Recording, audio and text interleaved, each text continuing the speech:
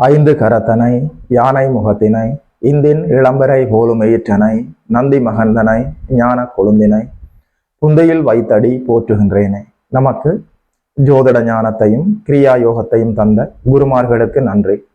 ஜோதிட சொந்தங்களுக்கு வணக்கம்.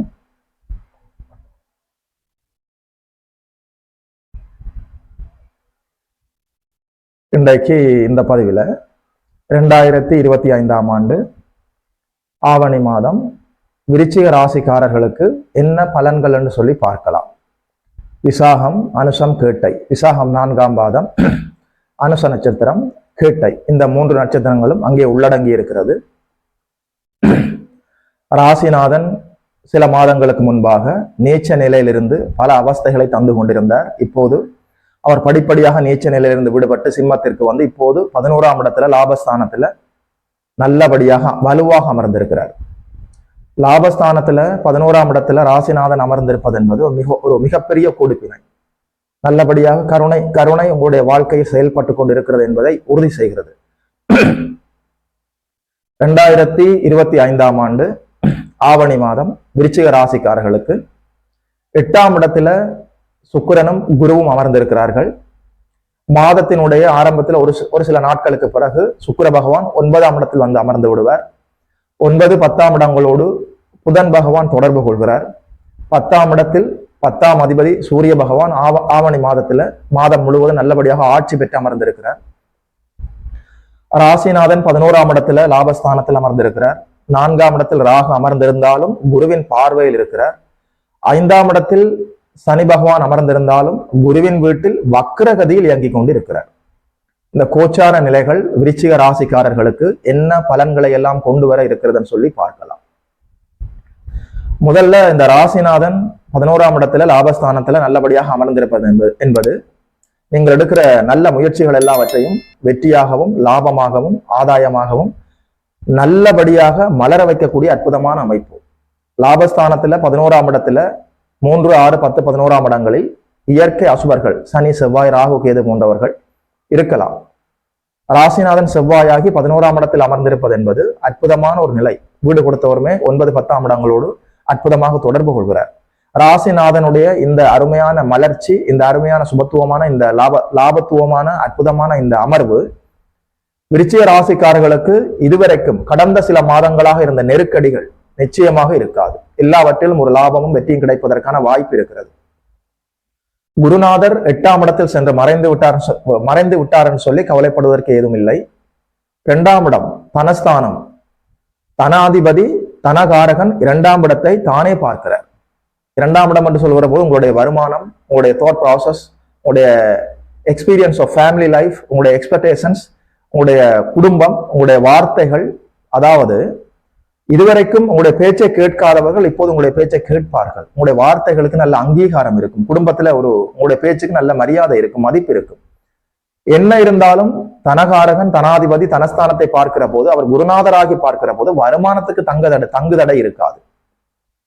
பைனான்சியலா இதுவரைக்கும் உங்களுக்கு இருந்த ட்ரபிள், ஒரு சிக்கலான நிலை, ஒரு டைட்டான சூழ்நிலை, ஒரு இறுக்கமான நிலை இனி இருக்காது. என்ன இருந்தாலும் 10ஆம் இடத்துல 10ஆம் அதிபதி நல்லபடியாக ஆட்சி பெற்று அமர்ந்திருக்கிறார். திக்பலத்துக்கு பக்கத்துல ராசிநாதன், திக்பலத்திலேயே சூரிய பகவான். அற்புதமான அமைப்பு. தொழில், வேலை, வியாபாரம், உத்தியோகம், வருமானம் தரக்கூடிய அமைப்புகள் எல்லாமே ஒரு ஸ்திரமான நிலையில, ஒரு உறுதியான நிலையில் இருந்து உங்களுக்கு வருமானம் கிடைப்பதற்கான எல்லா வாய்ப்புகளும் இருக்கிறது. தொழில் அடிப்படையில ஒரு உறுதியற்ற தன்மை, ஒரு தளர்வான நிலை, இந்த வேலை செய்யலாமா, அந்த வேலை செய்யலாமா, இந்த தொழில் செய்யலாமா, அல்லது இதை விட்டு வேறு தொழிலுக்கு போகலாம், இது போன்ற குழப்ப நிலைகள் எல்லாம் மாறி இந்த குழப்ப நிலைகளிலிருந்து நீங்கள் மீண்டு நல்லபடியாக உங்களுடைய வேலை, தொழில், வியாபாரம், உத்தியோகம் இது போன்ற அமைப்புகளை நீங்கள் உறுதி செய்து கொண்டு அதில் வருமானத்தை பார்க்கக்கூடிய அற்புதமான மாதம். அதனால உங்களுடைய குடும்பம், உங்களுடைய பேச்சு, உங்களுடைய வருமானம், இந்த அமைப்புகள் எல்லாமே நன்றாக இருக்கிறது. அதாவது விருச்சிக ராசிக்காரர்கள் பலருக்கும் திருமண அமைப்புகள் நடப்பதற்கான வாய்ப்புகள் இருக்கிறது. குடும்பஸ்தானம் குருவின் பார்வையில் இருக்கிற போது திருமணம் ஆகாதவர்களுக்கு நல்லபடியாக திருமணம் அமைவதற்கான வாய்ப்பு இருக்கிறது. 8ஆம் இடத்தில் குரு மறைந்திருப்பதால நல்லபடியாக 1க்கு 2 தடவை நல்லபடியாக நீங்கள் திருமண பொருத்தங்களை பார்த்து செய்து கொள்வது நல்லது. 2ஆம் திருமணத்திற்காக காத்து கொண்டிருந்தவர்கள் முதல் திருமணத்துல ஏதோ காரணமாக தோல்வி அடைந்து சற்று சறுக்கல்களை சந்தித்து 2ஆம் திருமணத்திற்காக காத்து கொண்டிருப்பவர்களுக்கு நல்லபடியாக 2ஆம் திருமணம் நடப்பதற்கான எல்லா வாய்ப்புகளும் இருக்கிறது. 4ஆம் இடத்துல ராகு அமர்ந்து குருவின் பார்வையில் இருக்கிற போது கல்வி, உங்களுடைய வண்டி வாகனம், உங்களுடைய வீடு வாசல், உங்களுடைய அம்மா, உங்களுடைய ஆரோக்கியம், தன் சுகம் என்று சொல்லப்படக்கூடிய உங்களுடைய கம்ஃபர்ட் சோன், அதாவது உங்களுடைய சுக சௌகரியங்கள், இது போன்ற அமைப்புகள் எல்லாமே என்னதான் ராகு 4ஆம் இடத்திலிருந்து இதற்கான அசௌகரியங்களை கொடுத்து கொண்டிருந்தாலும் குருவின் பார்வை அப்படி ஒன்றும் இந்த அமைப்புகள்ல தீங்கு தராது. கல்வியில் நீங்கள் முன்னேற்றமாக போகலாம். அம்மாவினுடைய உடல் ஆரோக்கியம் மேம்படும். வண்டி வாகனம், வீடு வாசல், இது போன்ற அமைப்புகளில் இருந்த செலவான அமைப்புகள் எல்லாம் நீங்கி வண்டி வாகனம் நீங்கள் புதிதாக வாங்க முடியும், வீடு வாசல் கட்ட முடியும், வீடு வாசலை திருத்தி அமைக்க முடியும். பழைய வண்டி வாகனமாக இருந்தால் அவற்றை நீங்கள் பழுது பார்த்து மறுபடியும் நல்ல நிலைக்கு கொண்டு வந்து அதை பயன்படுத்த முடியும். அற்புதமாக இருக்கிறது. மாணவர்கள் நல்லபடியாக படிக்க முடியும். பெண்கள், குடும்ப பெண்கள் நிம்மதியாக இருக்க முடியும். நல்ல வருமானம் இருக்கும். வீட்டுக்கு தேவையான பொருட்களை வாங்க முடியும். மனதுல நிம்மதி இருக்கும். 5ஆம் இடத்துல சனி பகவான் அமர்ந்திருக்கிறார். உங்களுடைய குழந்தைகள் விஷயத்துல பெரிய பூத கண்ணாடி ஆராய்ச்சிகள் வேண்டாம். குழந்தைகளை இயல்பாக நீங்கள் வளர்க்க வேண்டும். அவர்களை கட்டாயமாக படிக்க வைப்பது, கட்டாயமாக தூங்க வைப்பது, கட்டாயமாக விளையாட வைப்பது இப்படி என்று இல்லாமல் அவர்களை இயல்பாக செயல்படுவதற்கு நீங்கள் அனுமதிக்க வேண்டும். குழந்தைகளுடைய ஆரோக்கியம், அவர்களுடைய கல்வி, அவர்களுடைய எதிர்காலம் பற்றி நீங்கள் சரியான முடிவுகளை எடுத்து நல்லபடியாக நீங்கள் குழந்தைகளை பராமரித்துக் கொள்ளக்கூடிய அற்புதமான காலம். என்ன இருந்தாலும் 8ஆம் இடத்தில் குருநாதர் அமர்ந்த 12ஆம் இடம் குருவின் பார்வையில் இருக்கிற போது வெளிநாடு செல்ல வேண்டும், வெளிதேசம் செல்ல வேண்டும், வெளி மாவட்டம் செல்ல வேண்டும், வெளியூர் செல்ல வேண்டும் என்ற வெளி மாநிலம், வெளி மாவட்டம், வெளியூர், வெளி மாகாணம் இது போன்ற அமைப்புகளோடு நீங்கள் தொடர்பில் இருக்கிற போது நிச்சயமாக நல்ல அமைப்பாக அவையெல்லாம் மாறி நன்மையாக மாறும். 8, 12ஆம் இடங்கள் பரிபூர்ண சுபத்துவமாக இருக்கிற போது வெளிநாட்டு கனவுகள் நிறைவேறும். வெளிதேசம் செல்ல வேண்டும், வெளியூர் செல்ல வேண்டும் என்பவர்களுக்கு இது சரியான மாதம். இதை நீங்கள் சரியாக பயன்படுத்திக் கொள்ளலாம். வேலை, தொழில், வியாபாரம், உத்தியோகம், விவசாயம், ஒரு சின்ன டூராக கூட வெளிதேசம், வெளிநாடு சென்று வருவதற்கான வாய்ப்புகள் இருக்கிறது.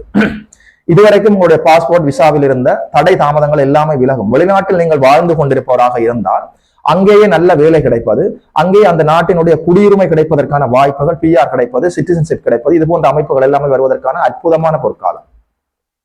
8ஆம் இடத்தில் அமர்ந்து 2ஆம் வீட்டை தனகாரகனாகி தனாதிபதியாகி குருநாதர் பார்க்கிற போது திடீர் பண வரவுகள் இருக்கும். திடீர் அதிர்ஷ்ட வாய்ப்புகள் கைகூடி வரும். பங்குச்சந்தை லாபம் கிடைக்கும். மறைமுக தனலாபம் இருப்பதற்கான வாய்ப்புகள் இருக்கிறது. உழைக்காமல் அடுத்தவர்களுடைய பணம் உங்களை தேடி வருவதற்கான வாய்ப்புகள் அதிகம். லாட்டரி டிக்கெட் விழுவதற்கான வாய்ப்புகள் இருக்கிறது, பார்த்து கொள்ளலாம். அதாவது என்ன இருந்தாலும் வருமானம் தரக்கூடிய 2ஆம் அமைப்பு கெட்டு போகவில்லை. 10ஆம் இடம், 11ஆம் இடம் தொழில், வியாபாரம், வேலை அமைப்புகள் கெட்டு போகவில்லை. லாபம், ஆதாயம், வெற்றி ஸ்தானம் நல்லபடியாக இருக்கிறது. 4ஆம் இடம் குருவின் பார்வையில் இருக்கிறது. 8ஆம் இடத்தில் குரு அமர்ந்தாலும் 12ஆம் இடம் குருவின் பார்வையில் இருக்கிற போது சுப செலவுகள் ஏற்படும். 4ஆம் இடம், 8ஆம் இடம் குருவின் பார்வையில் இருக்கிற போது வண்டி வாகனம், வீடு வாசல் வாங்குவதற்கான, கட்டுவதற்கான வாய்ப்பு இருக்கிறது. நீங்கள் அதை பார்த்துக் கொள்ளலாம். வாகன யோகம் இருக்கிறது. என்ன இருந்தாலும் 12ஆம் இடம் குருவின் பார்வையில் இருக்கிற போது சுப செலவுகள் இருக்கும். நல்லபடியாக அதை உங்கள் வாழ்க்கையின் முன்னேற்றத்திற்கான நிலையான பொருட்கள் வாங்குவதற்கான நல்ல செலவாக ஆக்கிக் கொள்ளுங்கள். சுப பயணங்கள் இருக்கும். நல்லபடியாக நீங்கள் ஆலயங்கள் சென்று வர முடியும். அதாவது 12ஆம் இடம் குருவின் பார்வையில் இருக்கிற போது நிம்மதியாக அக்கடாண்டு உறங்கலாம். நிம்மதியான தூக்கம் வரும், நிம்மதியான நித்திரை வரும். 12ஆம் இடம் குருவின் பார்வையில் இருக்கிற போது இயல்பாகவே நீங்கள் நல்ல விடயங்களுக்காக மனமோந்து நீங்கள் செலவு செய்வதாக இருக்கும். ஒரு கோயில் கும்பாபிஷேகம், ஒரு நல்ல வாகனம் வாங்குவது, வீட்டுக்கு தேவையான நல்ல பொருட்கள் வாங்குவது, நிலையான சொத்துகள் வாங்குவது, ஒரு நகை நட்டு வாங்குவது, இது போன்ற அமைப்புகளுக்கு நீங்கள் செலவு செய்து விட்டால் அது செலவுக்கு செலவாகவும் இருக்கும். 12ஆம் இடம் விரயஸ்தானம் இயங்கியதாகவும் இருக்கும். உங்களுக்கு நன்மைகள் நடந்ததாகவும் இருக்கும். இதை நீங்கள் நுட்பமாக புரிந்து கொண்டு செயல்பட வேண்டும். என்ன இருந்தாலும் ராசிநாதன் நல்லபடியாக நீச்ச நிலையிலிருந்து விடுபட்டு நல்லபடியாக சிம்மத்தில் வந்து அமர்ந்து இப்போது நல்லபடியாக 11ஆம் இடத்தில் கன்னியில் வந்து அமர்ந்து விட்டார். கடந்த சில மாதங்களாக விருச்சிக ராசிக்காரர்களுக்கு இருந்த கெடு பலன்கள் எதுவுமே ஆவணி மாதம் இருக்க போவதில்லை. நிச்சயமாக நற்பலன்களாகவே இருக்கிறது. 2025ஆம் ஆண்டு ஆவணி மாதம் விருச்சிக ராசிக்காரர்களுக்கு இந்த பலன்களை எல்லாம் சொன்னதுல ஒரு ஜோதிடனாக எனக்குமே மட்டற்ற மகிழ்ச்சி. யோகி மதன் அஸ்ட்ரோ சென்டர் யூடியூப் சேனலை சப்ஸ்கிரைப் செய்திருக்கின்ற அனைத்து தோழர்களுக்கும் தோழிகளுக்கும் என் மனப்பூர்வமான நன்றிகள். சப்ஸ்கிரைப் செய்திருக்கிறவர்கள் உங்களுடைய நண்பர்களோடும் உறவினர்களோடும் பகிர்ந்து கொள்ளுங்கள். இது போல இன்னும் ஒரு அற்புதமான வீடியோவில் சந்திக்கிறோம். நமஸ்காரம்.